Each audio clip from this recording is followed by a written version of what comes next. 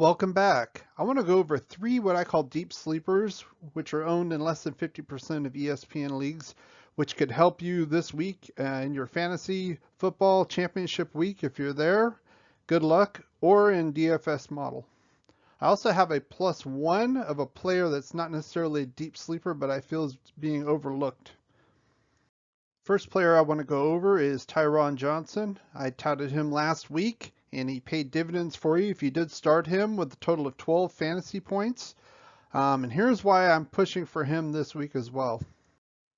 I think Tyron Johnson could be a viable fantasy or DFS value play here this week. He's only owned in 3% of ESPN leagues. Keenan Allen has been hurt with a number of injuries, most recently as a hamstring injury, and that's not a very good injury for a wide receiver to have, obviously. So he's filled in admirably as the next man up. I think he has that deep threat ability too, with Justin Herbert can lock in and target with him. As of tonight, Wednesday evening, Keenan Allen did not practice today, which if you're a Keenan Allen owner, this would probably be a great handcuff for you at the very least. Again, I think this is a good DFS value play and also a fantasy plug-in if you're lacking at wide receiver. The team they play next is the Denver Broncos. They were known for having a no-fly zone, not so much anymore, basically an average defense. So if Keenan Allen is either limited or will not play, I would feel confident in starting Tyron this week. Next guy I want to look at is Lynn Bowden Jr., designated as a running back / wide receiver with the Miami Dolphins. He's an intriguing prospect here. I would go not necessarily for fantasy, but a possible DFS or a prop value betting situation here as far as touchdowns. I think this could be a good choice for you. He's only owned in 17% of ESPN leagues.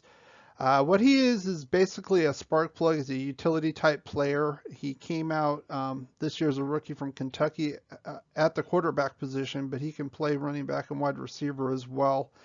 And the big one with this one is he's playing the Raiders this week. The Raiders did draft him in the 3rd round of the draft and then promptly traded him to Miami. So you could have a little bit of a revenge factor here in this game. And he could sneak in and get you a touchdown. Plus the Raiders defense isn't all that great, as I've stated in previous videos. So I would say for a DFS or a prop type bet, this is a good choice. Third guy I want to take a look at here is Durham Smythe, a tight end from the Dolphins as well, same team. Here's why. I would say he's mainly a DFS value here, not necessarily a fantasy league value, as there are probably other tight ends in the free agent market if you needed one that would probably have a better option there. He's owned in less than 1% in ESPN leagues, and the main reason I'm pushing him is that Mike Gesicki has a pretty bad shoulder injury. They're listing him as questionable. I would seriously doubt he plays, and he was getting the bulk of the receptions when he was out last week.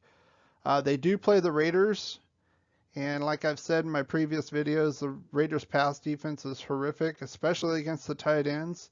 And then also I put in as a Tua factor, which would mean usually rookie quarterbacks like to lean on their tight ends a lot. And I think all those factors would make Durham Smythe a good possible play in DFS. Here's the last guy I want to talk about. Obviously, I wouldn't consider Baker Mayfield a deep sleeper, but he is being overlooked, and I'll tell you why. I say he's been overlooked because he's only owned in 34% of ESPN leagues. I think he's a viable fantasy or DFS start this week. He's been on fire these past 3 weeks. He's averaging over 300 passing yards and 3 touchdowns scored, total touchdowns scored per week. And he has the Jets this week, which you all know probably have one of the worst defenses in the league. They did get their 1 win finally, so they really don't have a whole lot to play for.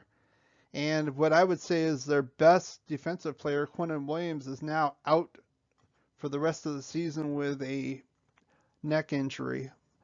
So I think Baker is a big play here, either for fantasy or DFS, as they are still trying to fight for a wild card spot here.